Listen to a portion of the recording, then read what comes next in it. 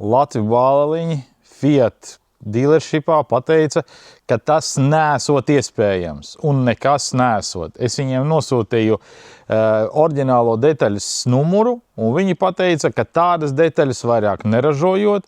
Es saku, ok, kāda tad ir alternatīva? Viņi pateica, ka alternatīvas nesot.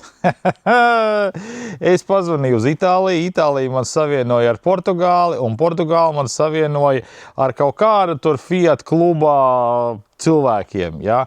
Fiat klubu cilvēki man atsūtīja oriģinālo detaļu no Portugāles, bez problēmām. Neviens neteica, ka tas nav iespējams, nekā nav. Viss ir iespējams, ja vien ir gribas spēks. Itāļiem izrādās viņš ir, Latvijā viņa nav. Nu ko, liksim virsū.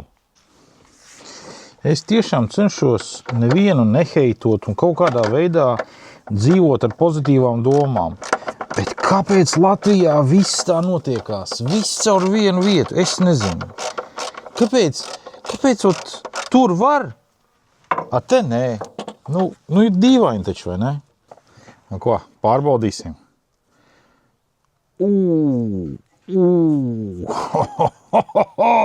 Eleganti, vai ne? No augšas slikti redz, ieņurkoši apakšā. Kārtējo reizi nevar iedomāties, kuram tas var likties interesanti. Bet, ja gadienā tāda ir, tad lūk šeit viņi ieiet iekšā. Šeit stāv tā gumīņa, jā, un šeit viņš ieiet iekšā viņā, jā. Un tālāk viņš aiziet līdz šejienai, un te jūs redzat, cik daudz jums eļļas stāv iekšā pašā karterī. Un tad, kad viņa paliek cieta, tad gar viņu eļļa nāk ārā, un viss šitien te ir viss nošmulējies, un tad nevar saprast, vai nu blīvi laiž, vai nu gar šejieni. Bet re, kur viņš ir iedžiglējies iekšā, un pēc tam viņš nofiksēsies, redz, kur šeit ar skrūvīti uz 10. Vienīgais, kas man ir beidzies, tas ir treadlocks. To vajag nopirkt. Baigi dārgais.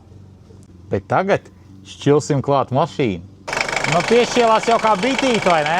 Tagad līdīsim apakšā, skatīsimies, vai kaut kur eļļa netek. Nu, klausies, viss ir ideāli. Viss ir superīgi.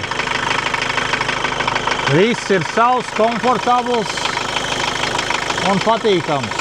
Pat galvenais, ka ja jau nelīst strūklakā, tad jau viss būs kārtībā. Mani viss perfekti apmierina.